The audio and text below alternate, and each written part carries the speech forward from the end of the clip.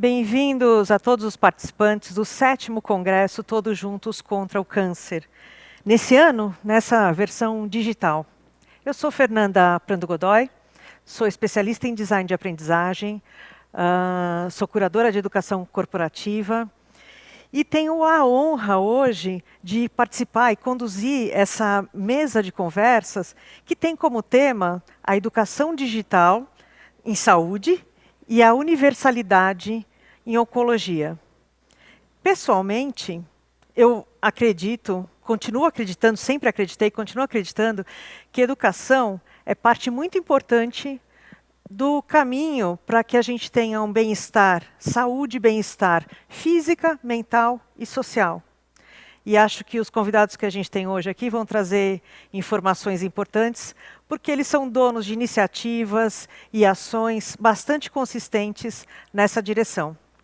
Para compor essa mesa hoje, a gente vai ter o Dr. Davi Liu, o Dr. Francisco Costa, a doutora Juno Oberdin, o Leandro Mião, e eu vou começar chamando aqui, com uma enorme satisfação, o médico oncologista da Unifesp, autor de diversos livros de educação médica, que ele atua na assistência e na formação de médicos residentes no setor de urgências e emergências e no ambulatório de câncer de mama da Escola Paulista de Medicina, Dr. Davi Liu. Por favor. Ele vem com o tema Residência Médica, os desafios no preparo de oncologistas. Bem-vindo, doutor. Muito obrigado.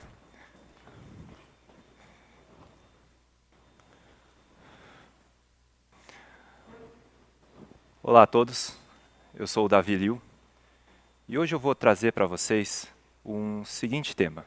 Quais são os futuros desafios no preparo dos oncologistas? Afinal de contas, como é que se forma um especialista na área médica? Muitas questões foram discutidas e, a princípio, a partir desse mosaico, podemos trazer algumas perguntas. Quais são as competências? Quais são os pré-requisitos? Como que a gente treina? Como prepara? E de que modo que a gente vai ensinar? Hipócrates, há mais de 2000 anos, trouxe à tona a questão da ética médica, os pilares de formação do caráter e da motivação. Os ensinamentos de Hipócrates continuam até hoje e correspondem a cada formação de um médico no juramento de Hipócrates e a constante presença durante toda a sua profissão. Mas não é só isso que se forma um especialista. Ao longo dos últimos 1000 anos, novas tecnologias e novas ferramentas, incluindo novas habilidades, foram incorporadas, tempo a tempo.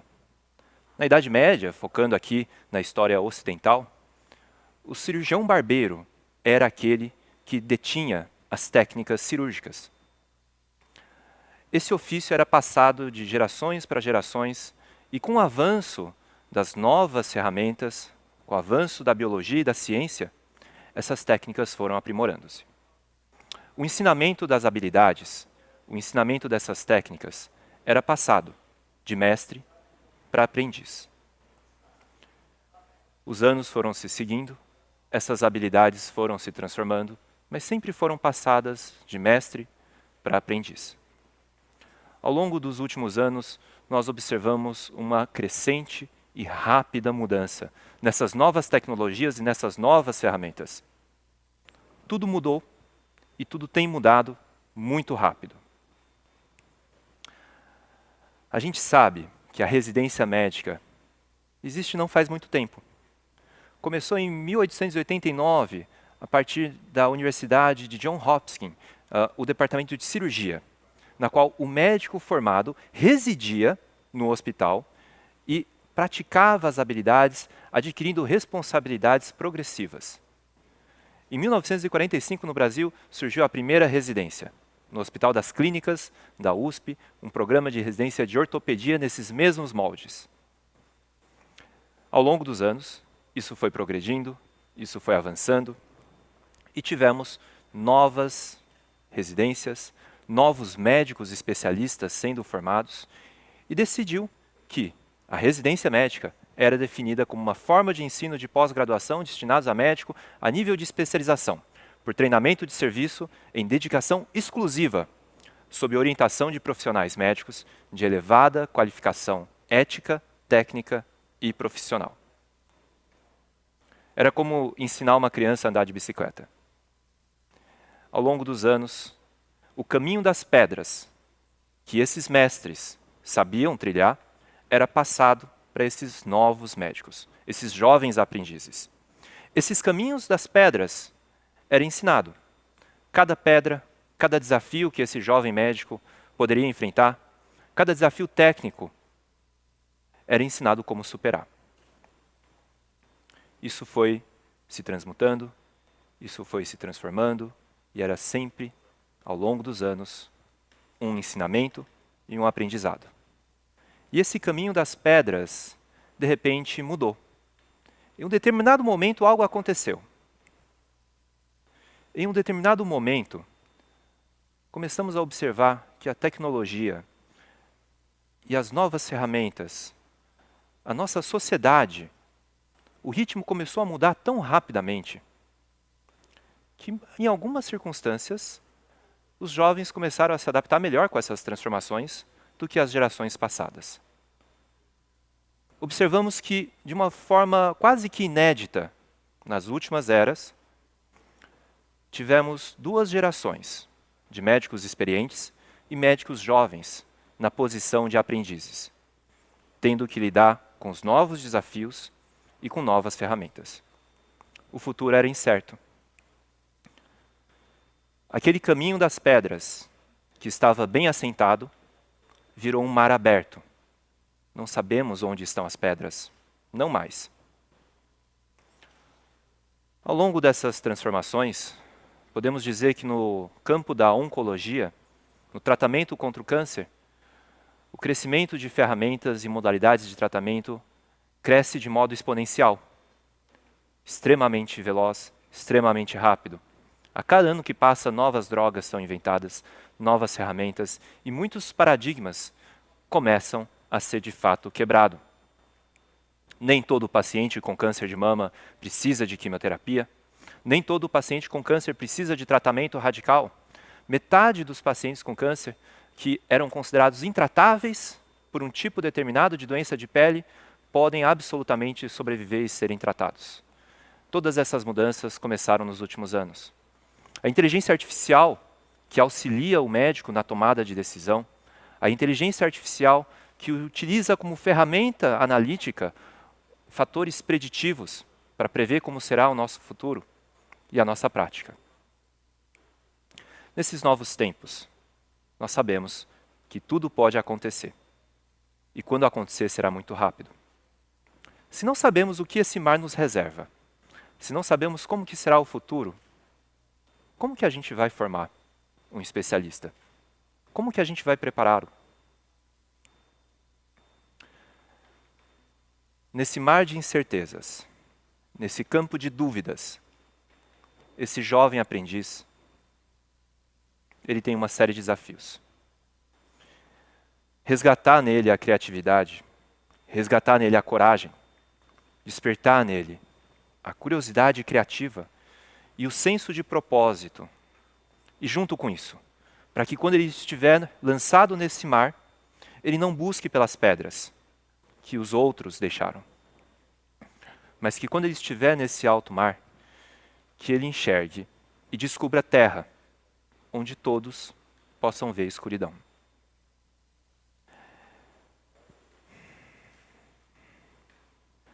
Essas são as palavras que eu queria trazer. No futuro da educação médica, nós não sabemos respostas e nós temos muitas dúvidas.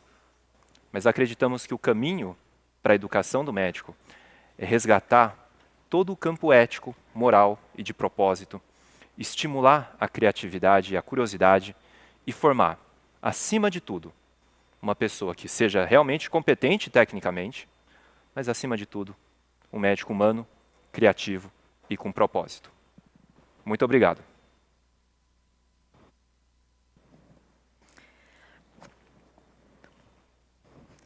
Muito obrigada, Dr. Davi. Aliás, bastante inspirador e fico até emocionada de ver que existe um olhar para isso, que é algo que a gente não esperava. Quando a geração mais nova tem coisas a ensinar às gerações mais antigas, e isso pode ter impacto não só na tecnologia, mas na prática médica diária. Muito obrigada. Muito obrigada.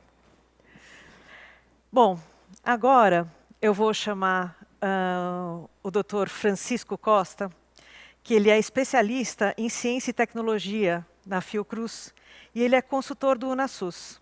Dr. Francisco, hoje, ele vai nos brindar com a presença dele de forma remota e ele vai falar um pouco mais sobre o desafio da educação permanente no trabalho cotidiano do SUS. Olá, Dr. Francisco. Podem me ouvir, Fernanda? Sim, sim, está claro. Bom, então eu vou agradecer primeiramente ao Leandro Mião, que vai falar logo depois, a Merula, né, saudar os participantes todos desse evento. Já estive aí algumas vezes e talvez eu poucas vezes na vida tenha visto um evento tão energético, né, com tanta gente querendo fazer o bem, né? Incluindo profissionais de saúde, não profissionais de saúde, estudantes, né?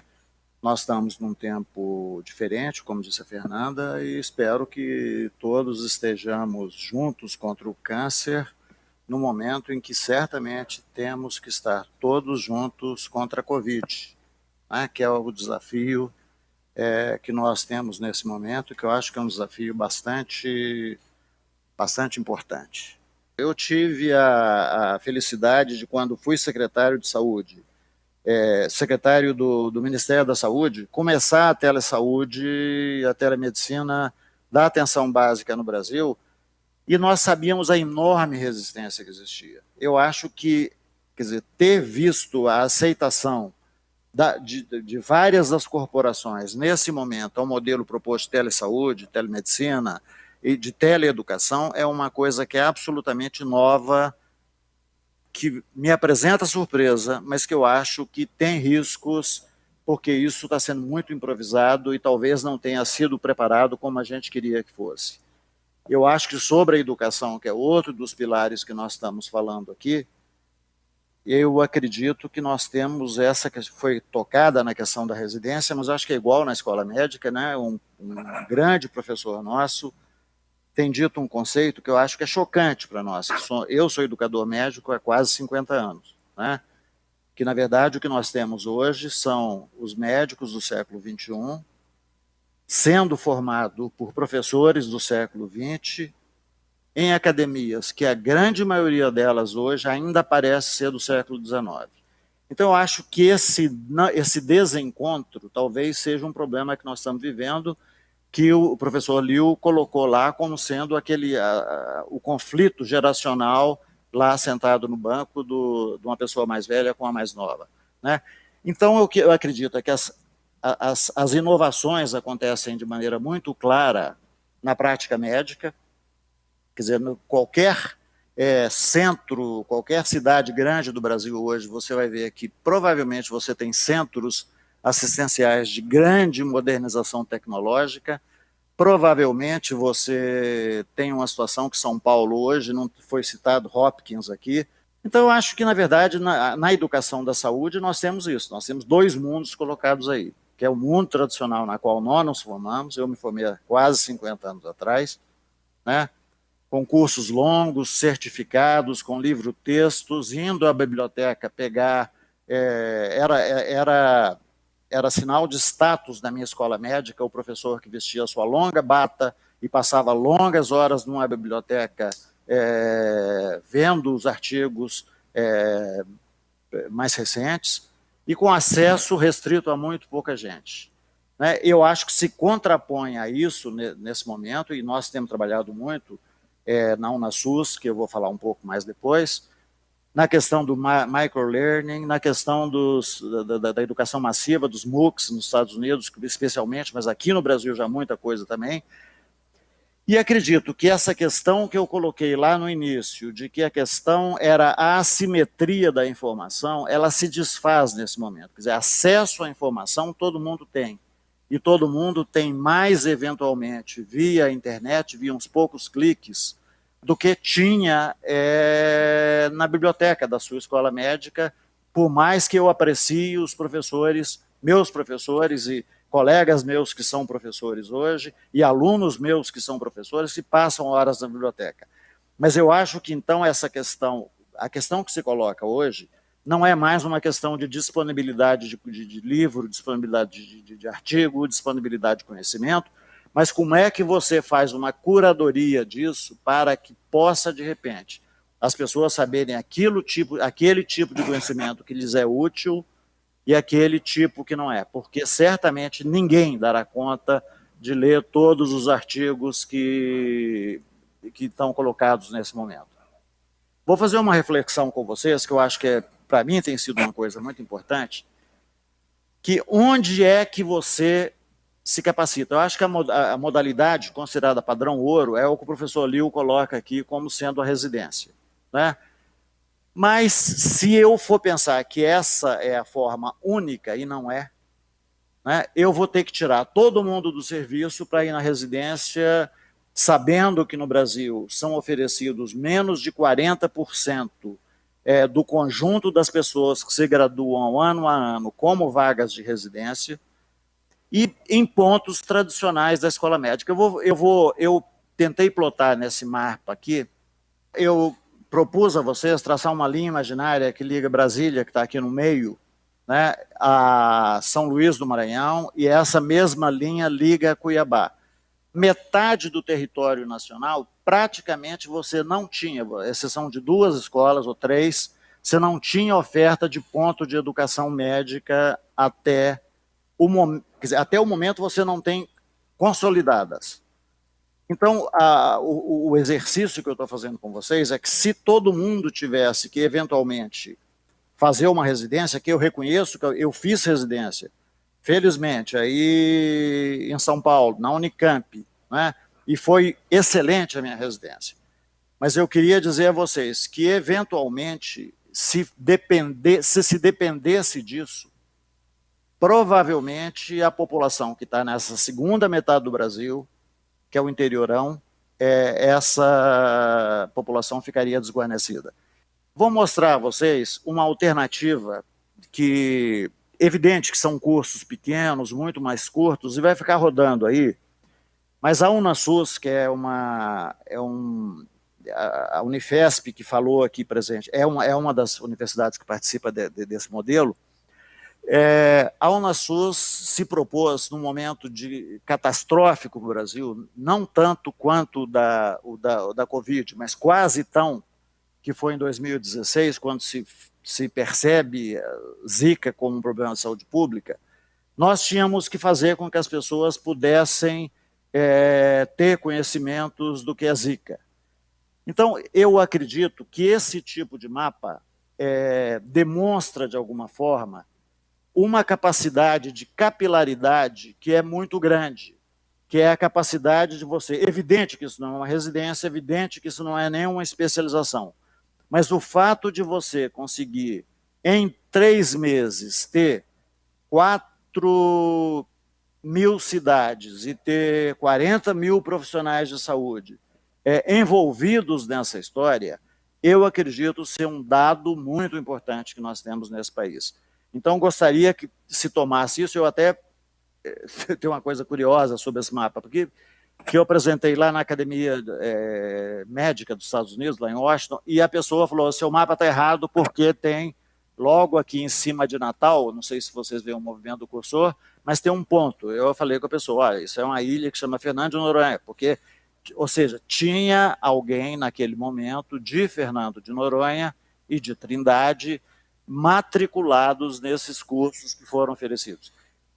Uma coisa substitui a outra? De forma alguma, mas eu acho que são modalidades que nós temos que pensar, porque o compromisso que nós temos é levar saúde, né, à comunidade indígena, à comunidade ribeirinha, além daquela que nós temos que ter de excelente qualidade. Vou falar com vocês um pouco de NoSUS.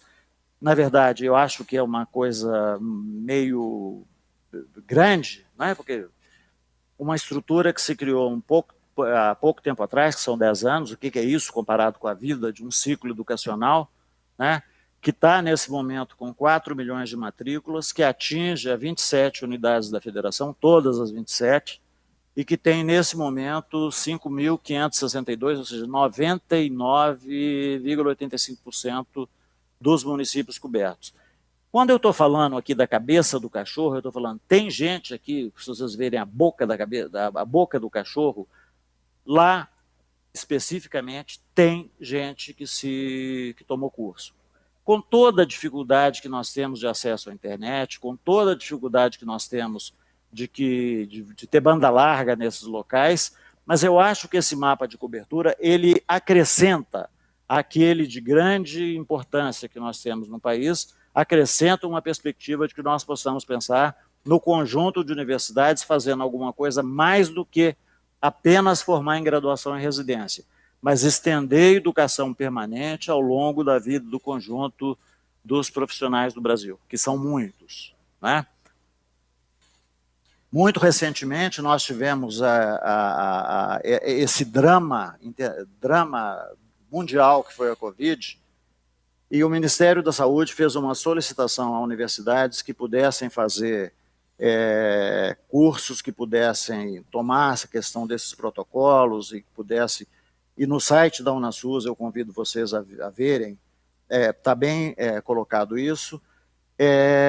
Nós conseguimos, em alguma coisa parecida com 2 meses, ter 315 mil matrículas. Isso é um número que eu acho que é um número bastante representativo quando eu tomo o conjunto que poderia ter sido feito se eu pudesse, mesmo que fosse educação feita em curso livre ou até em curso de especialização ou de aperfeiçoamento, né? Se eu tivesse que trazer essas pessoas para aqueles locais onde tem centros estabelecidos de entrega de educação, provavelmente eu não teria essas pessoas sendo cuidadas da forma que podem estar sendo, com todas as dificuldades que nós temos em relação à Covid. Eu acho que 315 é um número, isso é dado de 3 semanas atrás, então eu acho que provavelmente está mais nesse momento. E aí vocês poderiam me perguntar, não é?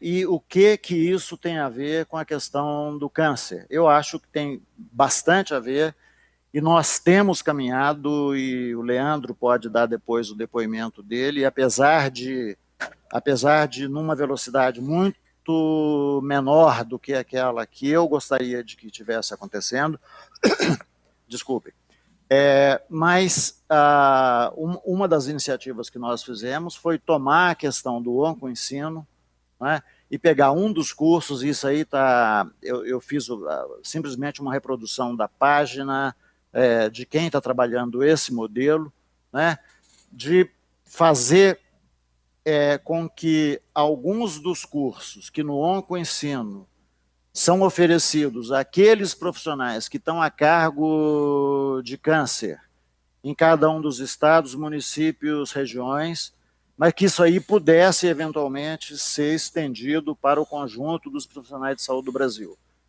Isso estará visível, eu acho que esperamos que isso aí esteja pronto nesses próximos 15, 20 dias, estará certamente disponível para o conjunto dos profissionais de saúde do Brasil. Evidentemente que tem cursos que estão oferecidos para os médicos, porque toda a legislação profissional no Brasil que trata da questão da terapêutica, evidentemente que está dirigida a médico. Mas você pode ter, e foi colocado por uma voz que falou antes de nós, uma questão dos cuidados paliativos, por exemplo, que são claramente multiprofissionais, que são objeto de mais outras áreas, outras profissões, das 14 profissões da área da saúde, né? Eu espero que tenha dado o recado, não fui certamente tão sucinto e tão brilhante quanto foi o apresentador anterior, mas eu deixo aqui as minhas referências para que, caso alguém se interesse, possa se dirigir a mim. E eu apenas gostaria de fazer a última observação em relação à apresentação do Dr. Liu, porque eu acho que no slide dele foi relativamente fácil, porque as pedras, que ele dá o caminho das pedras, são todas aparentes. E ao longo da minha vida eu digo que a maioria das pedras está embaixo, então a gente tem que, na verdade, elas estão submersas.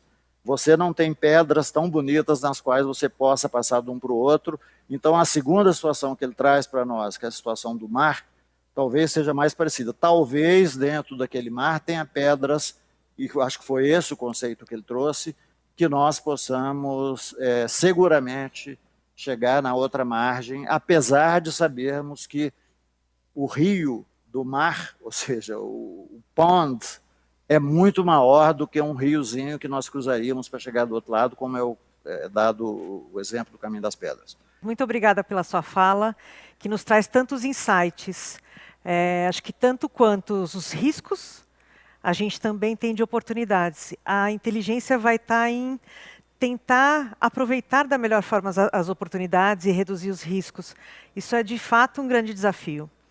Então, nesse momento, eu vou aproveitar, e já que ele acabou, inclusive, de citar o OncoEnsino, eu vou ter a honra de receber o publicitário e coordenador do projeto OncoEnsino, Leandro Mião, nos contando sobre o impacto do projeto, abordando o tema OncoEnsino, 20 mil profissionais de saúde, cuidando melhor. Leandro.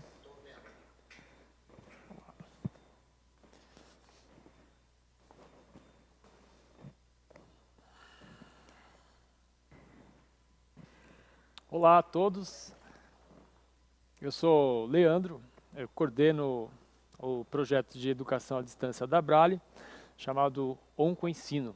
A gente está no momento de celebração, alcançamos aí 20 mil profissionais capacitados nesse projeto, e é um pouco dessa história que a gente vai contar agora.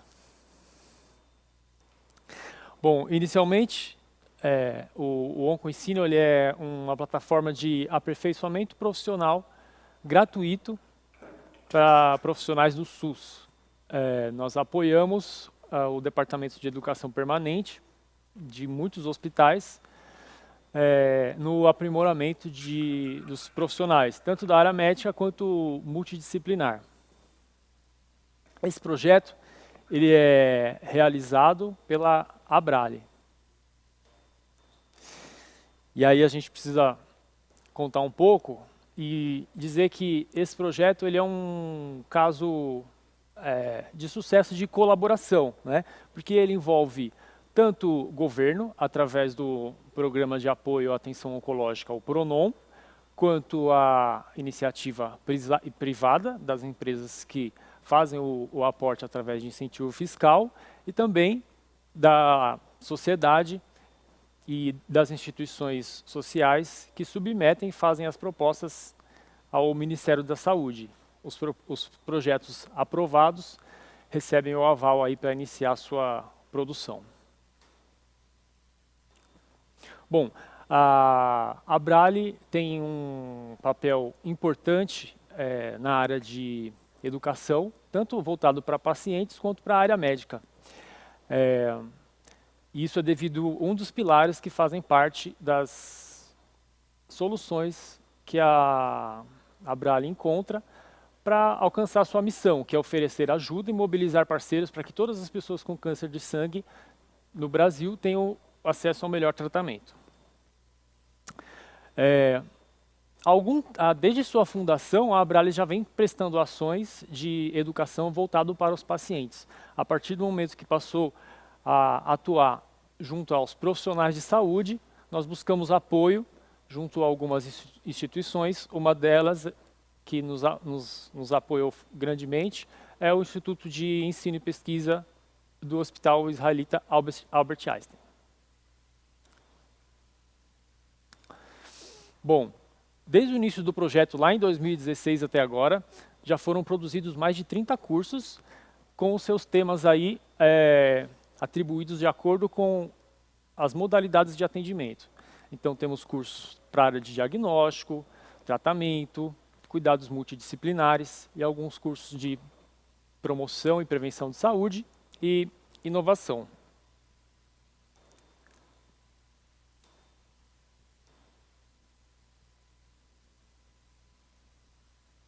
Opa, botão errado. Muito bem. Bom, como foi dito, a Abrale é uma associação de apoio a pacientes. Embora ela tenha o trabalho educacional, não é uma instituição de educação. Por isso, para a produção de cada tema, nós fomos buscar o know-how, o conhecimento e a parceria de grandes instituições especialistas aí em suas áreas. Então, como exemplo de uma parceria muito interessante, para a produção do nosso curso de diagnóstico de atenção primária, nós fizemos a parceria e produzimos o curso junto à Sociedade Brasileira de Medicina de Família e Comunidade. Para o curso de cirurgia oncológica, visão geral, tivemos a parceria da Sociedade Brasileira de Cirurgia Oncológica.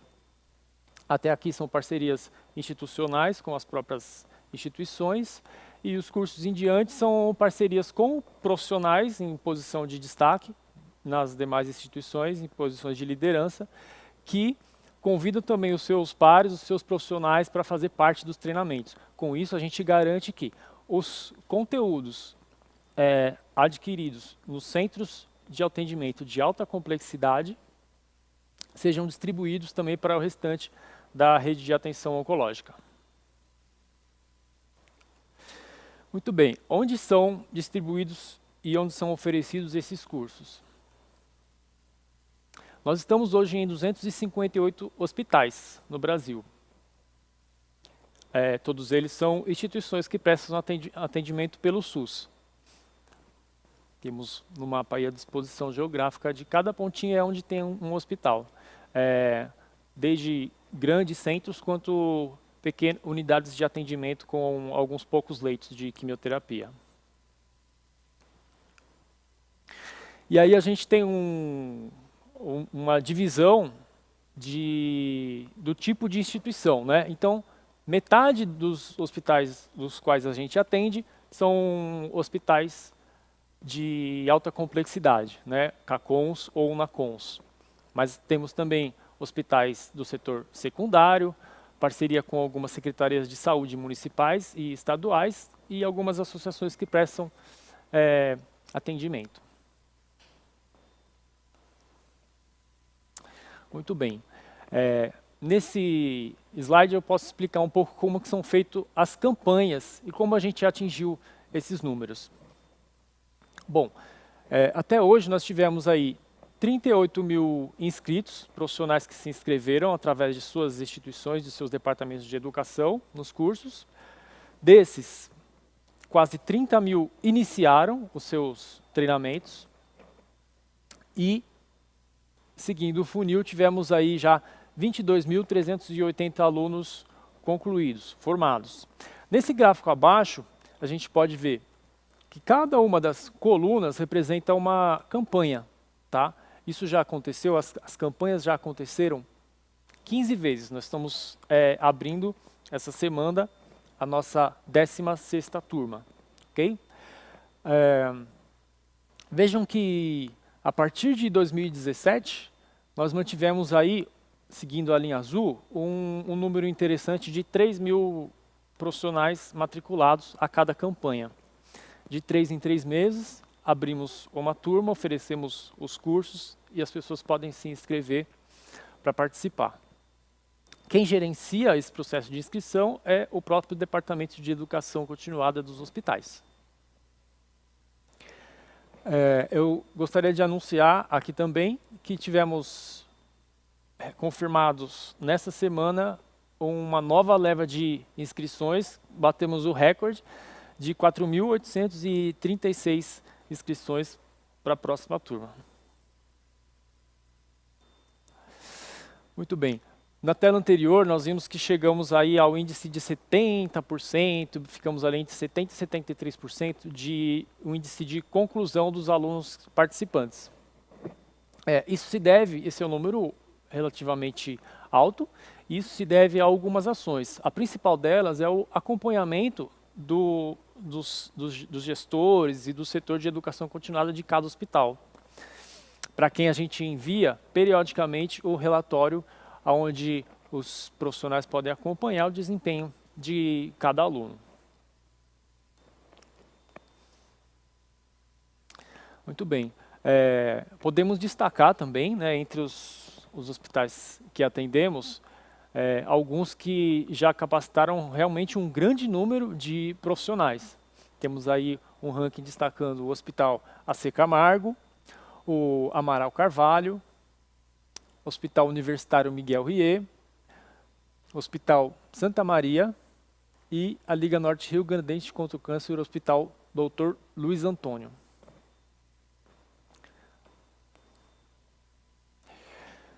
Entendendo um pouco agora da demanda de cada região, o quanto cada região do Brasil consome esses treinamentos e também a relação com o engajamento desses profissionais.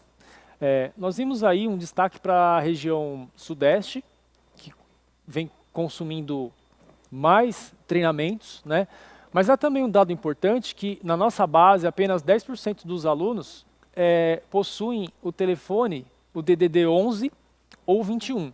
Ou seja, embora esteja no sudeste, grande parte desses alunos estão pulverizados, não exatamente no eixo mesmo Rio-São Paulo, ali nas grandes capitais. E aí uma participação intensa do Nordeste, que é muito interessante, né? E as demais regiões. Na tabela ao lado, a gente pode ver a taxa de conclusão. Né? Naturalmente, quanto maior o número, maior é o índice de alunos que começam e realmente terminam os treinamentos. Um destaque para o sul aí do Brasil. Aqui temos essa demanda por temas, né, para a gente entender quais são os temas que os profissionais estão buscando na nossa plataforma e também, certamente, em relação ao contexto geral de temas e treinamentos. Então, um destaque aí para o curso de cuidados paliativos, que já alcançou quase 5.000 profissionais capacitados em todo o Brasil. Então, a gente está falando de um curso onde uma grande parte dos profissionais do serviço de oncologia já participou. E aí, seguindo o destaque pelo curso de enfermagem, que é onde aproximadamente 50% dos profissionais do serviço de um hospital é formado por enfermeiros ou da equipe de enfermagem. Então, notamos aí também um destaque para cursos ligados à humanização, né? Então, dos 3 cursos, entre os 5 temas mais procurados, 3 estão ligados à humanização. E aqui, um destaque para a taxa de conclusão. As nutricionistas aí estão se destacando na dedicação, começando e terminando os seus treinamentos, alcançando uma taxa de 86%, estão bem acima da média aí. Muito bem. Qual é a profissão desses alunos, né? Um pouco do perfil deles. Temos aí quase metade dos profissionais da equipe de enfermagem, né? E aí não estamos falando especificamente do curso de enfermagem, estamos falando de todos os cursos. Temos aí 12% dos profissionais médicos na plataforma, e aí segue para as equipes de multidisciplina nessa distribuição. Muito bem, a gente falou muito de números aqui, né? Então é importante que a gente entenda que cada número, né? Cada um desses 20.000 alunos capacitados é um profissional que está no serviço, lidando com dezenas de pacientes, às vezes simultaneamente, né? Então, para encerrar, eu gostaria de trazer esses profissionais para colocar uma fala e que eles possam contribuir aí conosco. Podemos dar o play? Olá, bom dia. Meu nome é Karine Lima, eu sou psicóloga hospitalar. Primeiramente, eu gostaria de agradecer ao convite da Oncensino para falar da minha experiência em relação ao curso de cuidados paliativos. O título do meu depoimento foi gratidão, porque de fato eu fiquei muito grata em poder fazer o curso de cuidados paliativos, de ter tido essa oportunidade de conhecer o que é o cuidados paliativos, né? Não só como profissional, mas também como pessoa, né? O cuidado paliativo era algo desconhecido para mim até então. Eu sabia mais ou menos como que era e tudo, mas não tinha noção da sua complexidade, né? Como era de fato a sua atuação e tudo. Eu observava a equipe de cuidados paliativos e entendi, na minha cabeça eu imaginava que isso era solicitado quando o paciente já estava no estágio final ou já não tinha mais nenhuma perspectiva de cura e com isso a mesma era acionada, né? E então para mim, quando eu vi a equipe de cuidados paliativos no meu setor, era algo triste, por assim dizer, porque era como se aquele paciente já não já poderia morrer a qualquer momento, né? Então, assim, após ter a chance de conhecer o curso e me aprofundar mais no assunto, entendi o quanto é importante o papel da equipe de cuidados paliativos no setor. Não só no cuidado com o paciente, mas também com a família e também com toda a equipe, né? Ali um suporte. E com tudo, eu aprendi que não é triste ter cuidados paliativos no meu setor. Pelo contrário, é fortalecedor, enriquecedor, não só para o paciente e a família, né? Como eu havia falado, mas também para todo profissional de saúde que trabalha, para todo profissional de saúde que, assim como eu, trabalha com a vida e a sua finitude. Então, muito grata de poder ter tido essa oportunidade de conhecer o curso e me aprimorar ainda mais. Obrigada. Sou Ana Cristina, diretora técnica da Hemorrede Pública do Estado de Goiás, e gostaria de dizer o quanto o programa OncoEnsino soma com o nosso plano de treinamento anual, principalmente pela qualidade do conteúdo ministrado em cada curso. Outro ponto importante é que ele é no formato EAD, que proporciona, né, uma facilidade para que todos possam participar. E não são poucos. No último módulo, nós tivemos 147 inscrições.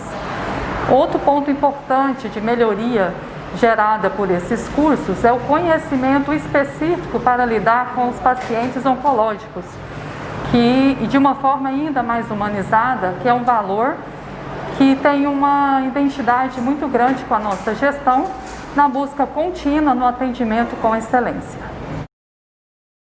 Oi, eu sou Edna Santos, eu sou enfermeira da área hospitalar do serviço de pediatria e eu tive a oportunidade de fazer o curso de humanização na saúde.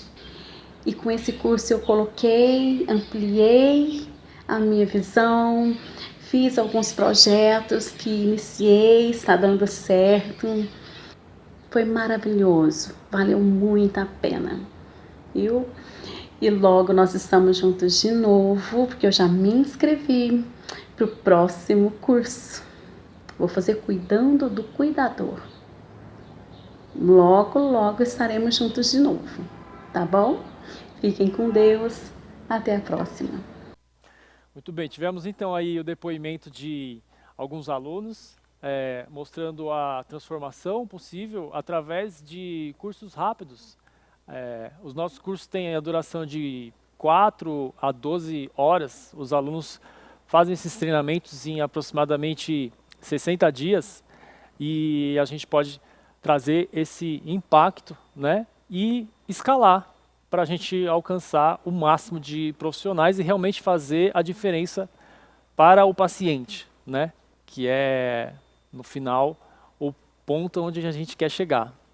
Tivemos também o depoimento aí de um parceiro de hospital, mostrando um pouco como é que a gente consegue apoiar esse trabalho que duramente eles fazem no dia a dia, no cotidiano dos profissionais, que claro, vai muito além de um curso online, mas que a gente consegue pautar e ajudá-los a cumprir, na verdade, os desafios postos pela Política Nacional de Educação Permanente. Muito bem, o OncoEnsino hoje trabalha com as parcerias dos hospitais.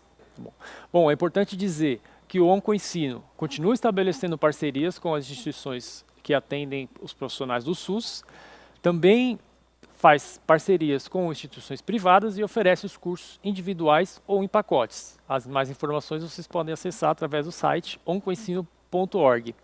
Quero agradecer aqui imensamente todo o apoio que nós recebemos das instituições, dos alunos, dos parceiros, o apoio muito grande da Abrale e de todos os meus colegas de trabalho e também da equipe de produção que participam da construção desse projeto e principalmente dos professores, os mestres que nos trazem os melhores conteúdos. Muito obrigado. Obrigada, Leandro, pela tua fala.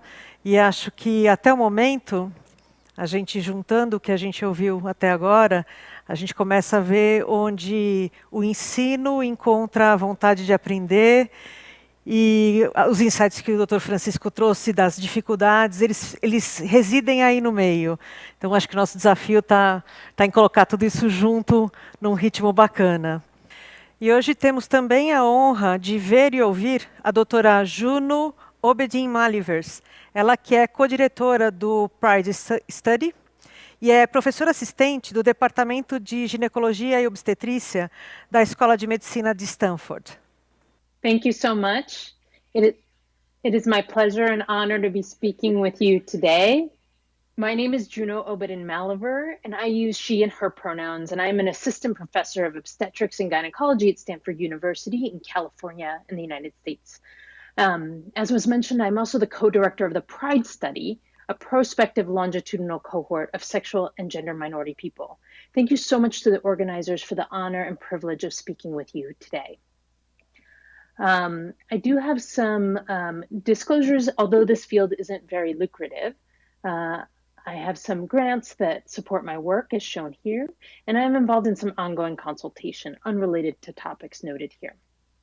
My objectives for today are to help you understand some key language about working with LGBTQ+ people, understand the risk factors for poor LGBTQ+ health outcomes, including and specifically related to cancer, and understand some immediate next steps you can take in your clinical practice or research to support LGBTQ+ people. Now, first, in delving into this topic, it's important that we take a moment to define who we are talking about. Many of you may be familiar with the acronym LGBT or LGBTQ or LGBTQ+ to mean lesbian, gay, bisexual, transgender, and sometimes queer. Sexual and/or gender minority is a newer term used in medicine and public health to represent people who are not straight, that is, heterosexual, or not cisgender.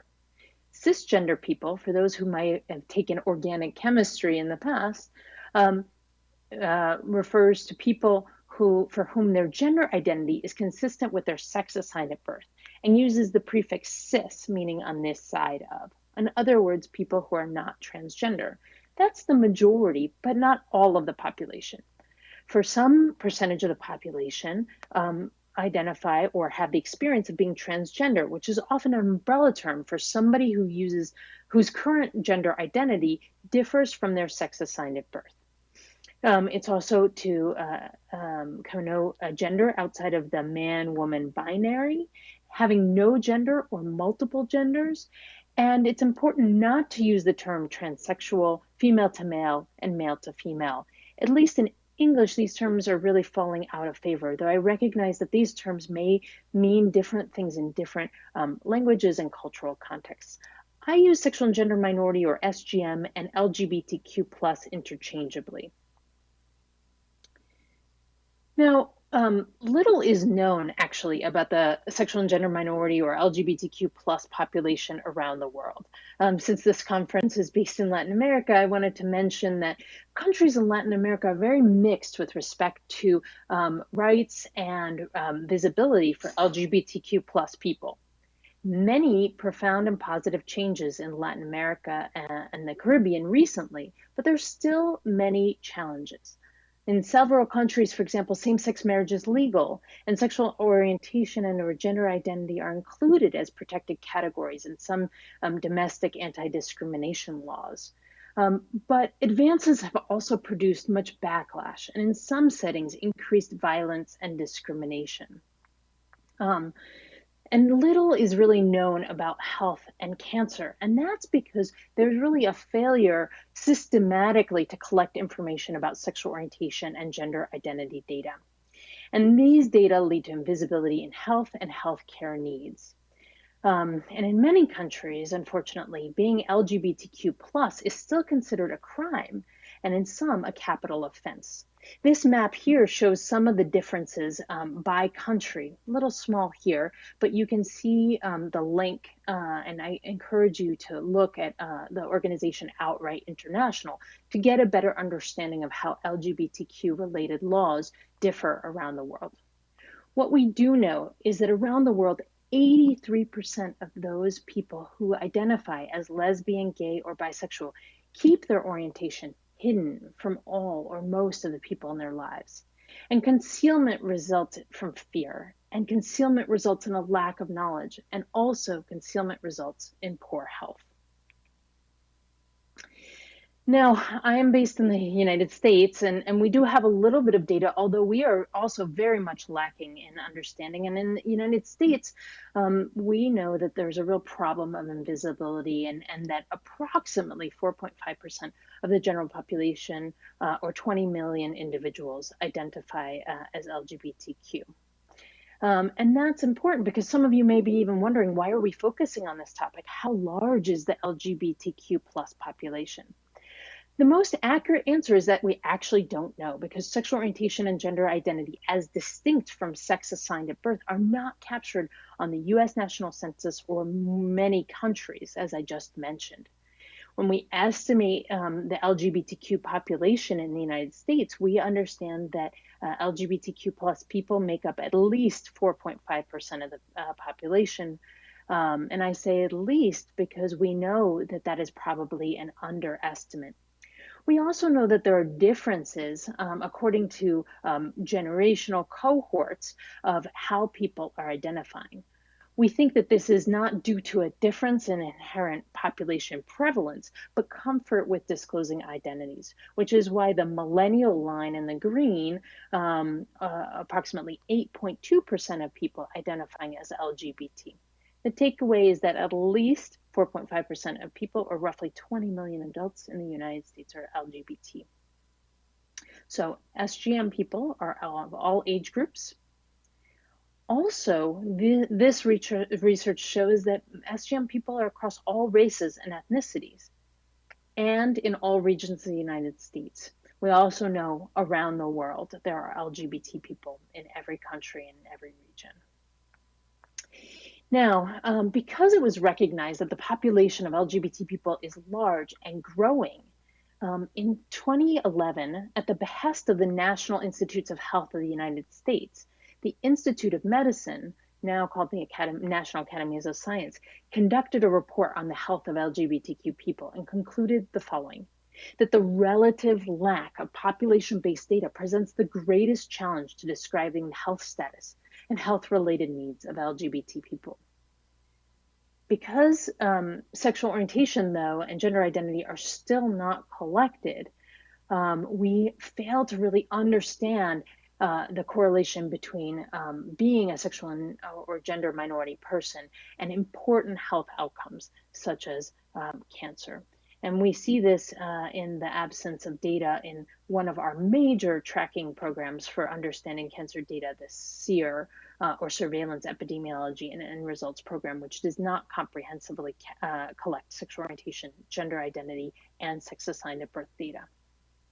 What we do know, although comprehensive data are limited, particularly in cancer, we know that there are significant health disparities among those who are lesbian, gay, and bisexual compared to those who are straight and or cisgender. This study, using the Behavioral Risk Factor Surveillance Survey data of older adults, shown here in the blue, that LGBT people, almost on every indicator of health studied, from poor physical health to obesity, diabetes, LGBT people fared worse than their straight counterparts. We know too that cancer prevention cancer is often tied to a failure of prevention, although not exclusively. And we know that public health primary, secondary, and tertiary preventative health measures are often missing the mark at really involving LGBTQ people or including them in visible ways that really speak to these communities. Take, for example, guidance from the ASCCP that talks about systems failures that lead to cervical cancer. This is important to recognize the role of systems in leading to a cervical cancer diagnosis. It begins by noting that healthcare providers do not screen, quote unquote, women, and women do not come in for screening. But these statements invisibilize the experience of people of other genders. For example, transgender men who have until very recently been entirely invisible in efforts to prevent cervical cancer, necessitating targeted public health campaigns such as Check It Out Guys campaign in Ontario, Canada. As a reminder, transgender men are individuals who identify and live as men in their lives, but were assigned female sex at birth, and so many of them still have a cervix and uterus, and of course need cervical cancer screening, and unfortunately have a risk for developing cervical cancer.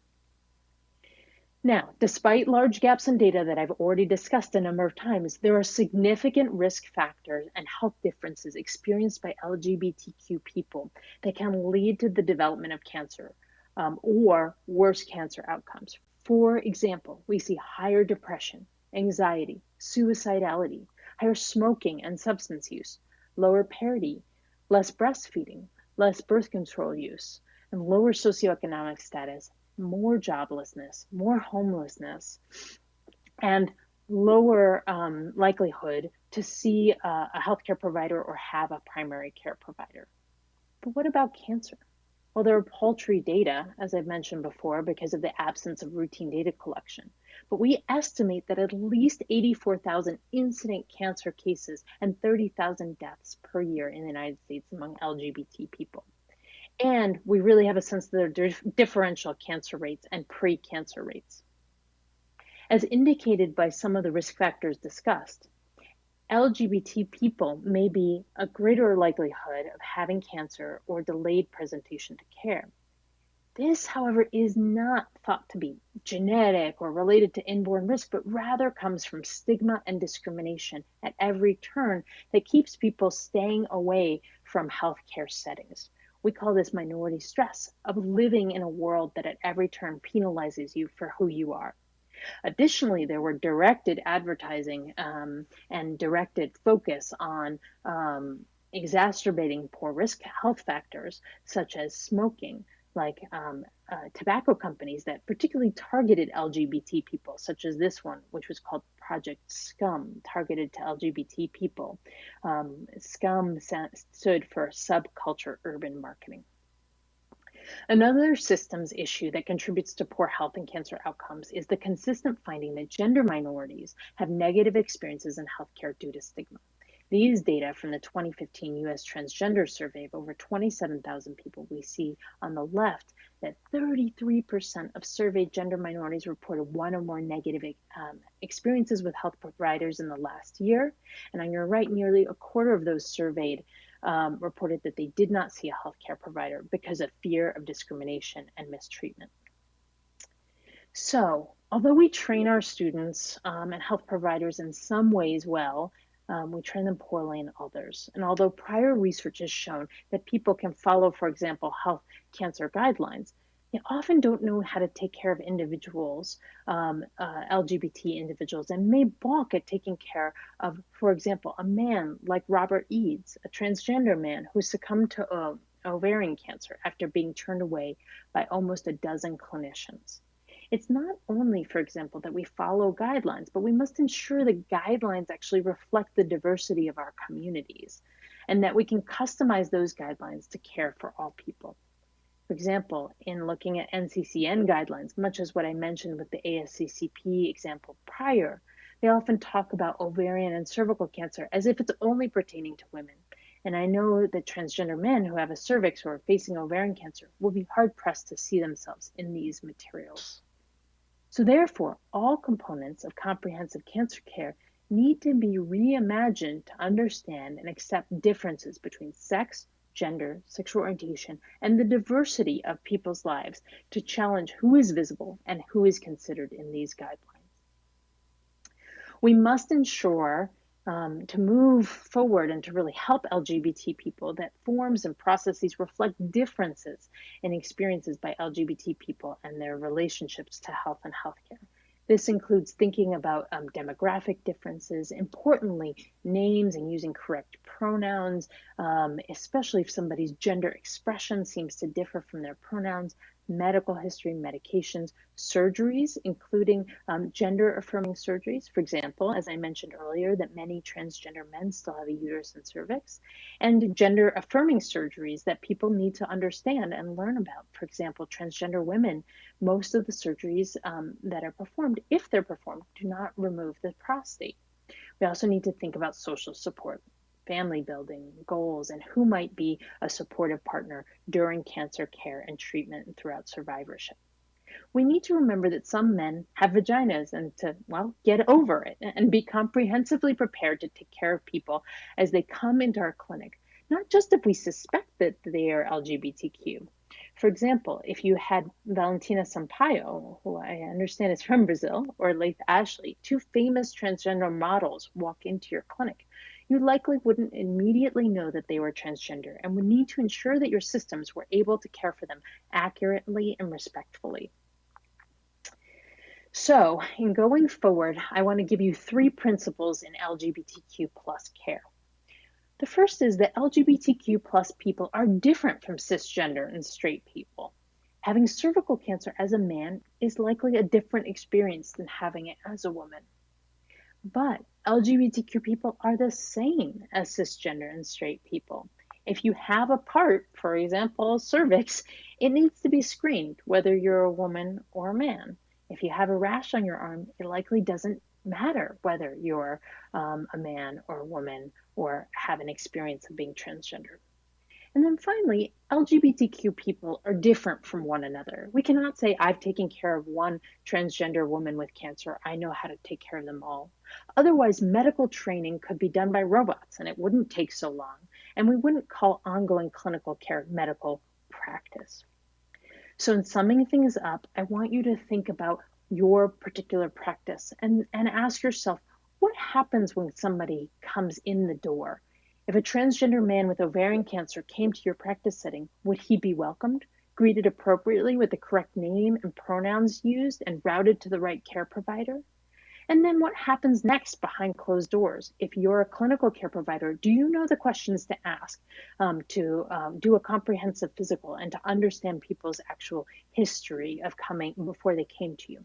And then what happens between doors? If you need to refer on to a radiologist or somebody who provides chemotherapy, do they know how to work with and respectfully care for transgender or LGBT people?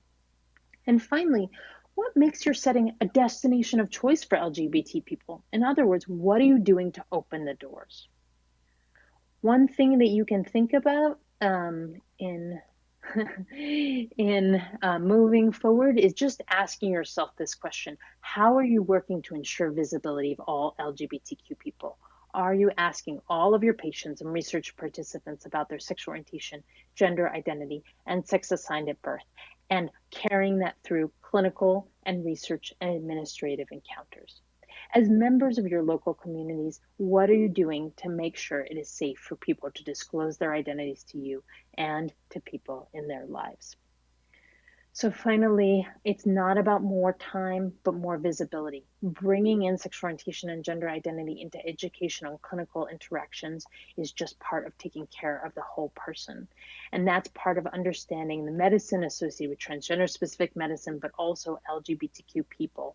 And this starts with our own training as providers, and then looking structurally at things like intake forms, electronic medical record systems, billing, and guidelines, and political advocacy to make sure that people are safe in all aspects of their life. One of the essential qualities, after all, of a clinician is an interest in humanity, and for the secret of care of the patient is in caring for the patient. Thank you so much for your kind attention. There are references with these slides, and then of course, please feel free to reach out with any questions. Thank you, Dr. Juno. Here's Fernanda. I'm presenting this conference now. And I just have one question, but we have just a few minutes. So do you mind to answer this for me? Yes, absolutely. Well, looking ahead, what barriers seems to be easier to overcome in this battle to provide access to healthcare to LGBT people? Which seems to be the easiest?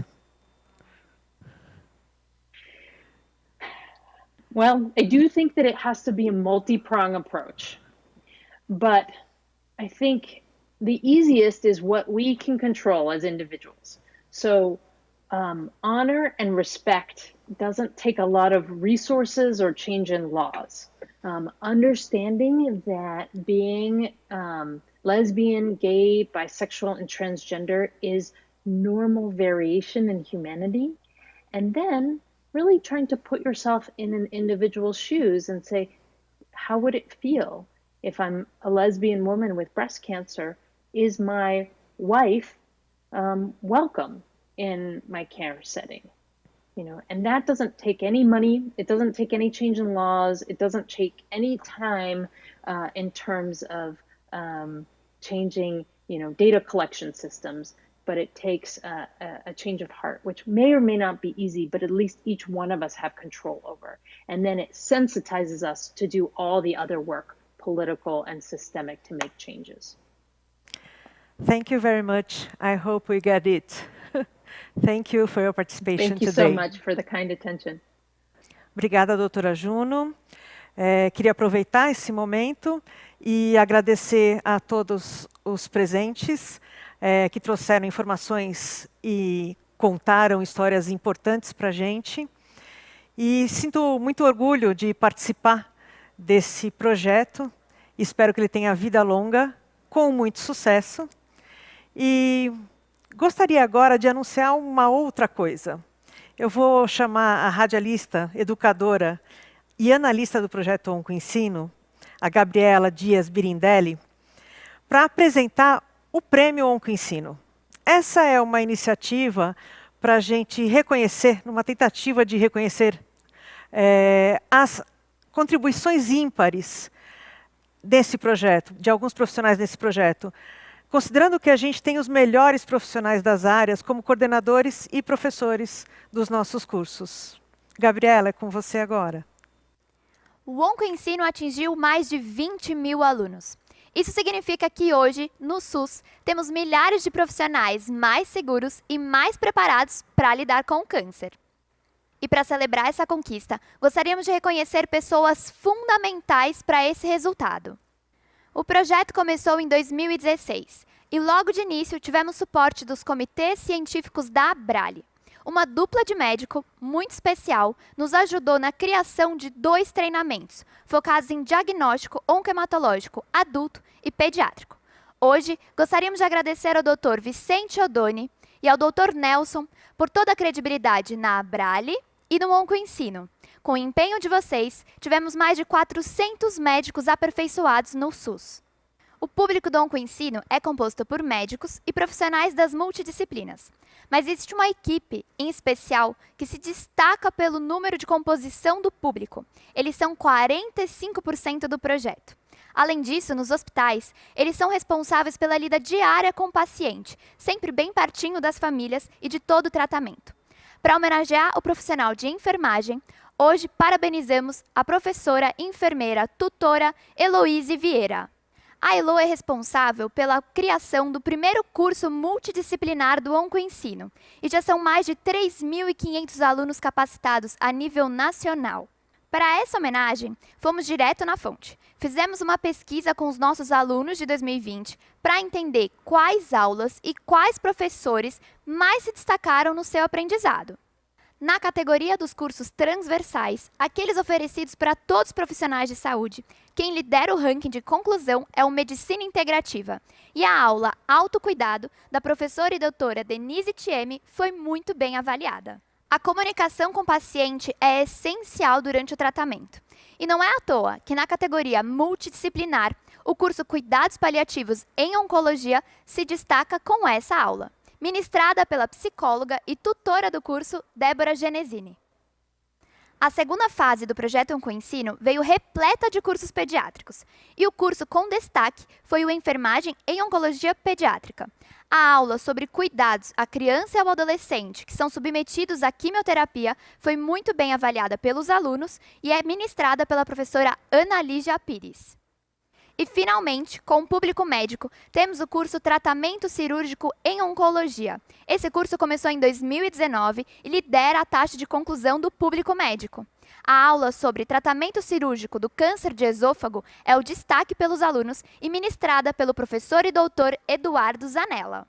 Esses professores têm em comum a forma clara e didática de transmitir seus conteúdos. Isso faz com que o aluno, além de compreender o conteúdo, consiga aplicar na sua rotina profissional, que é o objetivo do nosso projeto.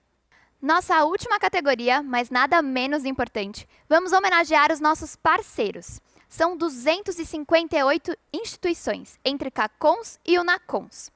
Nós agradecemos em especial os profissionais que trabalham e atuam na educação permanente dessas instituições, que trabalham arduamente junto ao Oncoensino para a formação e manutenção dessas turmas.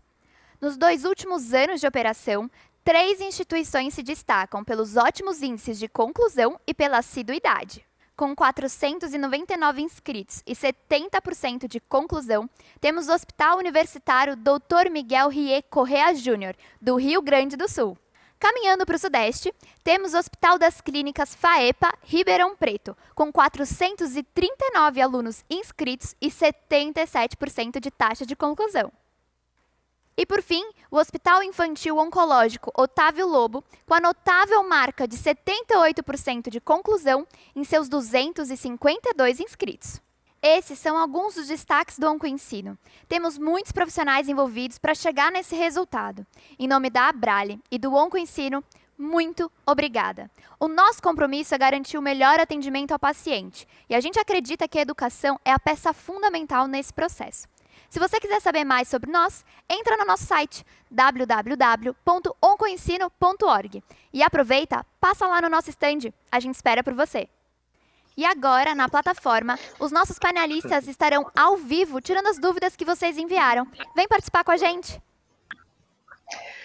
Olá, eu queria aproveitar esse momento que a gente tem aqui a ilustre presença do Dr. Nelson. Então, Dr. Nelson, a palavra é sua, já que acabamos de anunciá-lo aí há pouco. Bom, eu fiquei muito emocionado, realmente, pelo reconhecimento aqui no Todos Juntos contra o Câncer, pela Abrale, e falo em meu nome, em nome do meu querido Vicente Odoni, que está impossibilitado de estar aqui presente com vocês, porque acabou de ser operado, mas está super bem. Então, em nome meu e do Vicente, eu queria muito esse momento e dizer que nós vamos estar sempre juntos de vocês, para sempre que vocês precisarem. Muito obrigado. Dr. Nelson, e eu vou falar em meu nome e em nome dos alunos do Oncoensino. Muito obrigada pelo apoio, pelo grande incentivo e por todo esse conhecimento que você distribui para a gente nessa rede toda aí. Muito obrigada. E eu estava aqui vendo as perguntas. Obrigada. E eu estava aqui vendo as perguntas no nosso painel. Tem algumas perguntas, mas eu acho que tem uma que vai acabar. A gente vai conseguir responder várias que vieram. E eu queria perguntar para o Dr. Francisco, para o Dr. Davi e para o Leandro, quais as estratégias são usadas na formação médica, especialmente oncológica, para o trabalho em equipe interprofissional? Aliás, pelo que eu noto aqui, é mais do que o multidisciplinar, né? Como é que a gente engaja diferentes profissionais para ter uma equipe e um atendimento humanizado? Então, eu acho que eu vou seguir a ordem que a gente fez das apresentações. Vou pedir primeiro para o Dr. Davi responder, na sequência o Dr. Francisco e o Leandro Miel. Doutor Davi? Perfeito. Muito obrigado. Muito boa pergunta. Eu acho que quando a gente se propõe a tratar câncer, é um tratamento multidisciplinar e interdisciplinar, é um trabalho em grupo, em conjunto. A gente não consegue tratar sozinho, a gente não consegue concluir uma jornada sozinhos, nós precisamos da ajuda de todos, e todos juntos, seguindo nessa jornada, é o que proporciona ao paciente a encontrar a cura e o sucesso do tratamento. Lá na Unifesp, eu posso compartilhar um pouquinho da nossa experiência. Nós temos um modelo de muito sucesso com o Acolhe Onco. O Acolhe Onco é um grupo composto principalmente da equipe de enfermagem, mas tem também da multiprofissional, residentes de nutrição, psicologia, e eles participam junto nos atendimentos dos pacientes, inclusive participando no próprio consultório. É um modelo muito interessante. Desde o início do R1, o residente aprende a trabalhar junto com os demais profissionais e tem dado muito certo. A gente vê esse reflexo na assistência aos pacientes e, fundamentalmente, no acolhimento a esses pacientes. Então, eu queria deixar aqui o meu parabéns ao Acolhe Onco, ao programa, e que é um modelo que tem dado muito certo na escola, e eu não tenho dúvida que isso pode ser replicado. A presença da equipe multiprofissional, incluindo o médico, o enfermeiro, o nutricionista, o psicólogo, todos juntos para poder proporcionar o melhor para o paciente. Muito obrigada, doutor Davi. Doutor Francisco Campos, agora sem errar o nome. Tá, obrigado, Fernanda. Bom, gente, eu acredito que com a segmentação das profissões da saúde, para a gente chegar hoje ao que nós temos, profissões definidas no Brasil, que são 14, mas que esse quadro se repete também das especialidades, ou seja, as 57 especialidades médicas, só para falar das médicas especificamente, vai ficando uma certa tendência de, pela questão do enorme crescimento do conhecimento científico, é desejável por todos nós, mas que fica, tipo, cada um no seu quadrado, e que ninguém sabe o que o outro está fazendo, ninguém dá conta do que o outro está fazendo. Isso acontece tanto em relação às profissões, quanto acontece também entre as especialidades. Se nós formos pensar hoje, até as especialidades acontecem, cada um cuida de um pedaço do corpo, de uma parte, ou de um sistema, ou de forma que ninguém veja a coisa de maneira integral, né? Eu acredito que, talvez na área de mais importante, seja a questão de cuidados paliativos, quer dizer, porque ninguém de nós, porque se você pensar uma técnica muito específica, ela pode ser tratada por uma subespecialidade. Agora, quando você pensa a questão dos cuidados paliativos, que para mim é o melhor exemplo que talvez nós possamos ter nesse momento, é muito se você pensar que esse cuidado não tenha que ter atenção de nutricionista, de psicólogo, de fisioterapeuta, dos enfermeiros, dos médicos, para seguir vendo as pacientes. Essa coisa de cada um no seu quadrado, eu acho que tem que ser superada de alguma forma, apesar de eu achar que tem que haver o crescimento do conhecimento, fazer melhor a sua parte. Eu acho que no Brasil, a questão da família é a grande porta de entrada do SUS, né? Isso é muito claro, porque muitas vezes o médico apenas vê dentro do seu consultório coisas muito específicas que, se ele não discutir com o agente comunitário de saúde, com o enfermeiro, com o dentista, na verdade ele não vai dar conta disso. E é incrível que nós tenhamos no Brasil, ainda hoje, quando a gente está discutindo isso, da importância das demais profissões, né, de todas elas, na verdade, eu vou dizer a vocês que eu vi ontem um determinado governador de estado do Brasil, que eu não direi aqui qual, mas que, numa entrevista televisiva, que isso é muito importante para médicos. Eu acho que isso reflete, e eu posso dizer a vocês, que eu sou médico de formação, que a tremenda arrogância que a nossa categoria teve a vida inteira de pensar centro do universo, que era a coisa mais bonita do mundo, tem que dar o tipo de ceder lugar a algum tipo de postura mais humilde, mais cooperativa, mais colaborativa, para que nós possamos saber o que cada uma dessas áreas, disciplinas e profissões pode contribuir para a realidade do cuidado da forma que nós queremos. Caso contrário, nós não resolveremos problemas das pessoas, que é o que nós queremos resolver. Muito obrigada, doutor Francisco. Aliás, baita desafio equilibrar aprofundamento com abrangência, né? Muito obrigada, doutor Francisco. Leandro, Muito o que bem. você tem a nos dizer sobre isso? Realmente os desafios são grandes, né? Aí agora a Abrale e eu também, a gente se coloca um pouco no nosso papel, né? E entende que o OncoEnsino tem uma trajetória mais no campo tático, né? Então, são conteúdos abordados a partir de demandas trazidas do campo, né? Dos próprios profissionais, que são transformados em treinamentos rápidos e disponibilizados em escala, né? E aonde isso acaba tendo um ponto central que a gente entende. Um dos principais conceitos da medicina é de não causar dano, né, ao paciente. E para você não causar dano, é muito importante que você tenha confiança, né, no que você está fazendo, e essa confiança vem pelo conhecimento, né? Então, eu acredito também que a integração entre os profissionais, ela depende muito dessa confiança. O médico precisa confiar que a restante da equipe multi está tão bem preparada quanto ele para acompanhar o caso, né? E, enfim, para fazer o atendimento integral a esse paciente. Eu acho que principal questão que acaba não acontecendo a integração, às vezes, é a falta de confiança de um profissional no outro. E aí nisso eu acho que a gente atua estrategicamente para começar a construir essa corrente baseada na confiança e no conhecimento de cada profissional. Eu acho que é uma coisa simples que ajuda muito a construir essa integração no atendimento. Leandro, muito obrigada. A gente já está estourando o tempo. Eu queria agradecer a todos.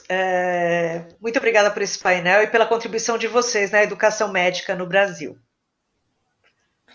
Muito bem. Obrigado, meus agradecimentos também aos professores, Dr. Davi, Dr. Francisco. Vocês foram muito generosos e com uma contribuição ímpar. Muito obrigado. Muito obrigado, gente. Foi uma honra.